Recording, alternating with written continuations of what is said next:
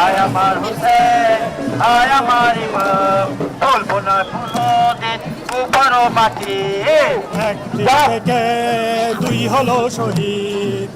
ত্যাগ আর শোকের চিরন্তন বার্তাকে সঙ্গী করে খালি পায়ে যাত্রা, আশুরার ইতিহাস স্মরণের আবহ তাজিয়া মিছিলে।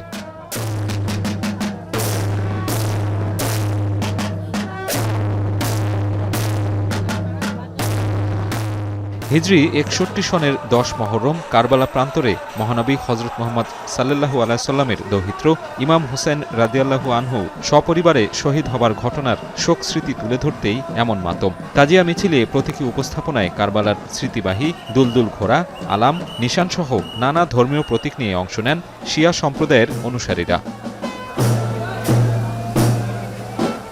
মিছিলে অংশ নেয়া মানুষের গায়ে শোভা পায় শোকের পোশাক, নানা আঙ্গিকে স্মরণ করেন কারবালার শোকাবহ ঘটনার দিন। বিশ্বের সর্বশ্রেষ্ঠ শক্তির কাছেও তারা মাথা নত করেননি।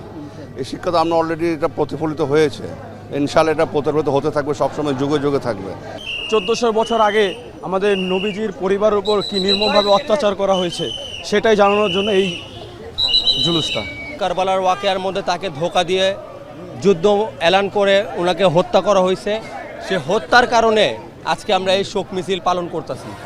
অংশগ্রহণকারীরা বলেন, কারবালার আত্মত্যাগের শিক্ষা মানবতার কল্যাণে কাজে লাগানোর পাশাপাশি সমাজে শান্তি ও মানবিক মূল্যবোধ প্রতিষ্ঠা করতে হবে। রাসূলুল্লাহ যে ইমাম হুসেনকে হেদায়েতের চেরাগ বলেছেন, সমস্ত মুসলমান যেন ইমাম হুসেন আসলাম পতাকার তলে এসে যায়, তাহলে হেদায়েত পাবে। বার্তা একটাই, আমাদের শান্তির বার্তা, শান্তি নিয়ে থাকতে চাই, সেটা হিন্দু হোক মুসলমান হোক, আমরা সবাই একসাথে মিলেমিশে থাকতে চাই। তাজিয়া মিছিল থেকে সমস্ত জুলুম অবিচারের বিপরীতে ন্যায় প্রতিষ্ঠা এবং নৈতিকতার পক্ষে জাতি ধর্ম নির্বিশেষে ঐক্যবদ্ধ হওয়ার আহ্বান জানান মুসল্লিরা। ইয়াজিদ ইসলামকে ধ্বংস করার জন্য দাঁড়িয়েছিল হযরত ইমাম, সেটাকে 1,24,000 পয়গম্বর দ্বারা আনিত সেই ইসলামকে তিনি রক্ষা করে আজও পৃথিবীর বুকে সবার প্রিয় পাত্রতে রূপান্তরিত হয়েছেন। সামনে আসছে ফিতনা দুনিয়া, আমরা চাই না আমাদের কোনো ভাই কোনো জায়গায় ফিতনায় পড়ে থাক, আমরা সবাই আসল দিন নিয়ে চলাফেরা করবো ইনশাআল্লাহ। তাজিয়া মিছিল নির্বিঘ্ন করতে কঠোর নিরাপত্তা ব্যবস্থা ছিল আইনশৃঙ্খলা বাহিনীর, ছিল সোয়াত বাহিনীর বিশেষ টিমও। এর আগে সকালে তাজিয়া মিছিলে অংশ নিতে পুরান ঢাকার হোসেনি দালানে জড়ো হতে থাকেন শিয়া সম্প্রদায়ের অনুসারী সহ বিভিন্ন ধর্মপ্রাণ মানুষ।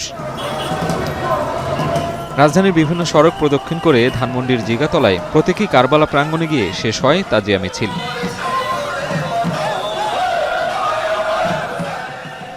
ইসলামের আদর্শকে সমুন্নত রাখতে আশুরার আত্মত্যাগ আর শোকাবহ স্মৃতি সমুজ্জ্বল হয়ে আছে পুরো মুসলিম উম্মার কাছে।